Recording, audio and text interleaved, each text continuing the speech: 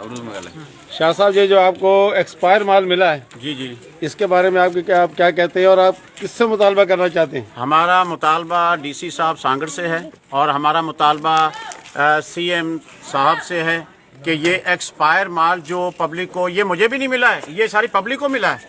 मुझे तो आज तक एक कट्टा तो क्या, एक थैली तक नहीं मिली है। और हमारा सीएम साहब से यही मुतालबा है कि ये इसकी इन्वेस्टिगेशन की जाए कि जो सरकारी मोहर के साथ कट्टे आए थे वो नहीं मिले आवाम को। ये जो 5-5 किलो के कट्टे हैं, ये जो सादा कट्टे हैं, उनमें लपेट कर रात की तारीकी में दिया गया है ताकि पता न चले। और ये देखें, ये लकीर लगी हुई है ना, ये मिटाया गया है सब कुछ, एक्सपायर डेट भी मिटाई गई है, सारा ये ग्राम वगैरह भी मिटाए गए हैं। और ये देखें, हमने जब पेट्रोल से साफ किया था 2007 और 500 ग्राम, इसका आप वेट करें 190 ग्राम, 310 ग्राम का गपला, और 13 साल पुरानी एक्सपायर, 13 साल हो गए हैं इस पति को यानी।